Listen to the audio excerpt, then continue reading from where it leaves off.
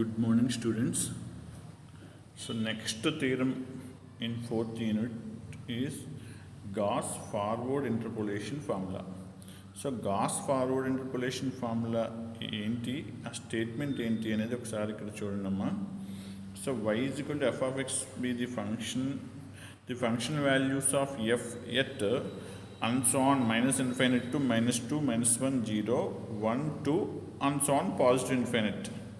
Are uh function values యొక్క ఆ initial values యొక్క function values and so on f of minus two and f of minus one f of zero f of one f of two and so on.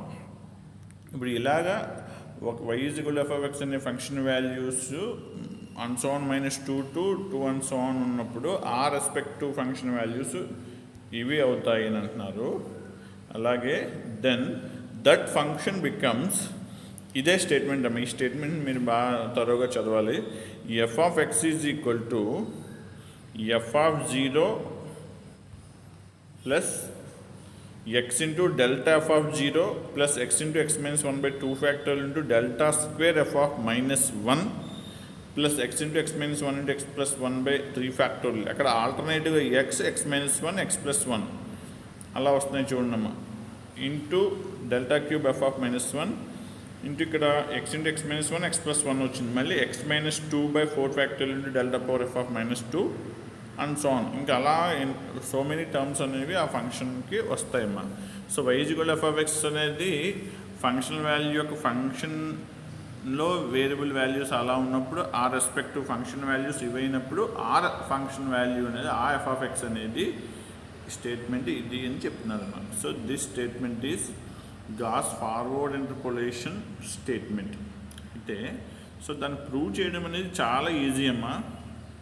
So ఇది prove చేయడానికి ఇక్కడ draw చేసిన ఇది two crucial అమ్మా.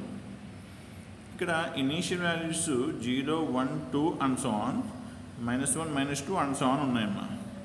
అయితే ఇక్కడ initial value x0 0 తీసుకున్న తర్వాత మనం x1గా డౌన్వర్డ్ డైరెక్షన్లో ఉన్న పాజిటివ్ 1ని, x2గా టోటల్గా మళ్ళీ టాప్కి వెళ్ళిపోయి మైనస్ 1ని, x3గా మళ్ళీ డౌన్కి వచ్చి పాజిటివ్ 2ని, x4గా మళ్ళీ టాప్ లెవెల్లో మైనస్ 2ని అండ్ సో ఆన్. అలాగా ఇక్కడ మనం ఫంక్షన్లో వాల్యూస్ని చూజ్ చేసుకోవాలమ్మా.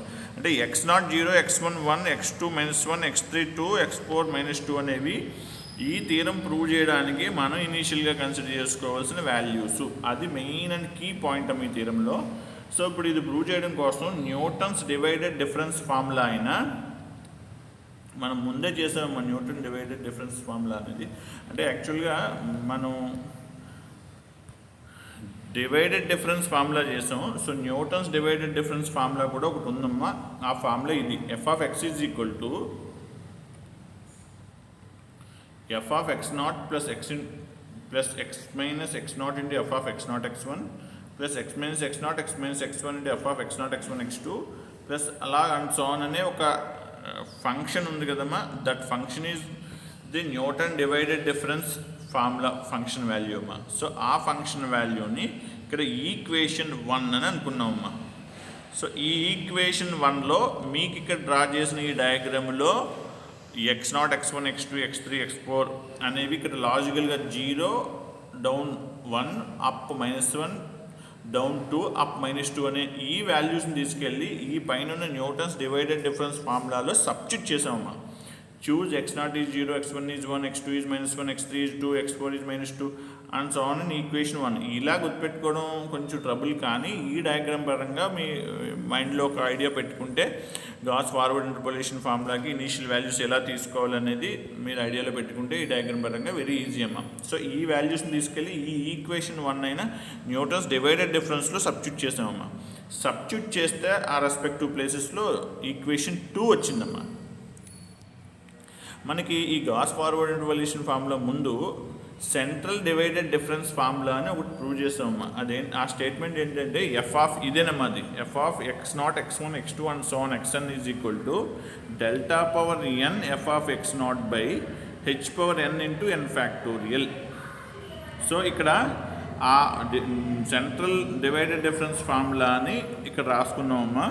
సో ఆ ఫార్ములాలో హెచ్ అనేది అంటే ఈ 0కి 1కి 1కి 2కి లేకపోతే 0కి -1కి డిఫరెన్స్ అనేది 1 ఉంది కాబట్టి ఆ హెచ్ వాల్యూని 1గా కన్సిడర్ చేసి ఆ 1ని ఇందులో సబ్స్టిట్యూట్ చేసి సింప్లిఫై చేస్తే ఈ కండిషన్ వచ్చిందమ్మా. ఆ కండిషన్ ఈక్వేషన్ 3 అని అనుకుంటున్నామమ్మా. ఈక్వేషన్ 1లో ఈ ఎక్స్ వాల్యూ సబ్స్టిట్యూట్ చేసి సింప్లిఫై చేయగా వచ్చింది ఈక్వేషన్ 2. ఈ సెంట్రల్ డివైడెడ్ డిఫరెన్స్ ఫార్ములాలో హెచ్ వాల్యూ 1 సబ్స్టిట్యూట్ చేసి సింప్లిఫై చేయగా వచ్చింది ఈక్వేషన్ 3 అని అనుకున్నామమ్మా. ఇక్కడ చాలా ల్యాగ్ ప్రాసెస్ ఉంటుందమ్మా. సింపుల్ లాజిక్ ఏంటంటే అమ్మా, ఈ equation 1 and equation 2 and equation 3 నుంచి we get the Gauss forward interpolation ఫార్ములాని ఆ స్టేట్మెంట్లో ఉన్న ఫంక్షన్ రాసేస్తే ఎనఫ్. అంటే ఇది మామూలుగా మనం బ్లాక్ బోర్డ్ మీద చెప్పుకునే ప్రాసెస్లో అయితే ఇక్కడ ఎలా వచ్చింది అనేది మీకు ఐడియా ఇవ్వచ్చు. సో ఇక్కడ మీరు కన్ఫ్యూజ్ అవ్వడం తప్ప దీనివల్ల ఉపయోగం ఏం లేదమ్మా. ఈక్వేషన్ 2 అండ్ ఈక్వేషన్ 3 నుంచి we directly write the Gauss forward interpolation formula what we have in this statement, that is f of x is equal to required one. This formula is called Gauss forward interpolation formula.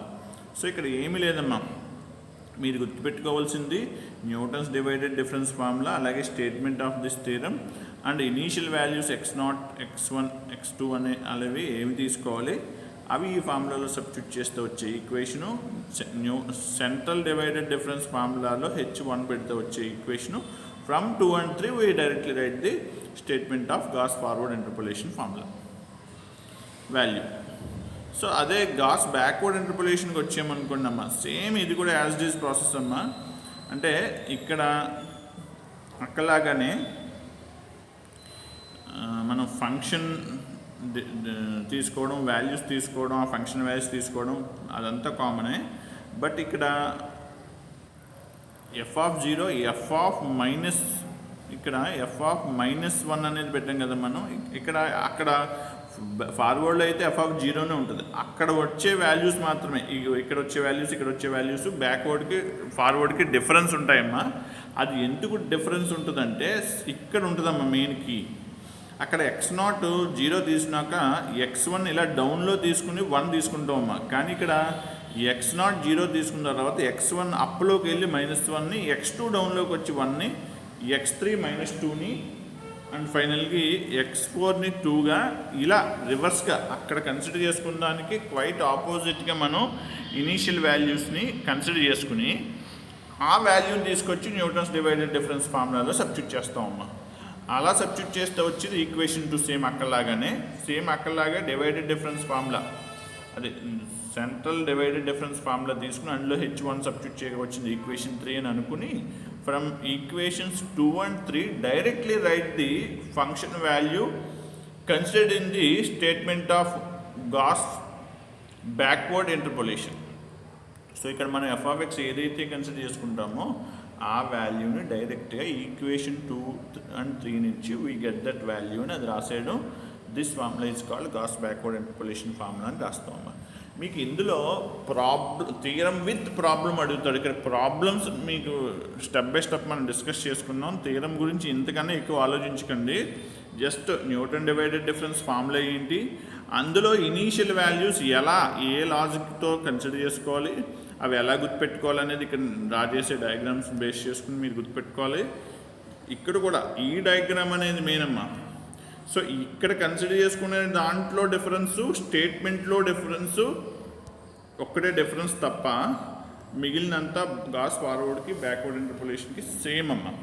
So ఈ 2 theorems prepare అయినప్పుడు మీరు ఒకేసారి prepare అవ్వాలి. So ఇవి prepare అయిన తర్వాత మళ్ళీ స్ట్రిల్లింగ్స్ and బెసల్స్ అనే 2 థియరమ్స్ ఈ యూనిట్లో ఉన్నాయమ్మా. ఆ థియరమ్స్తో ఇందులో థియరం కాన్సెప్ట్ అయిపోద్ది, ఇంక ప్రాబ్లమ్స్ చేస్తే యూనిట్ 4 అవుతుందమ్మా. సో ఈ 2 బాగా ప్రిపేర్ అవ్వండి. Thank you.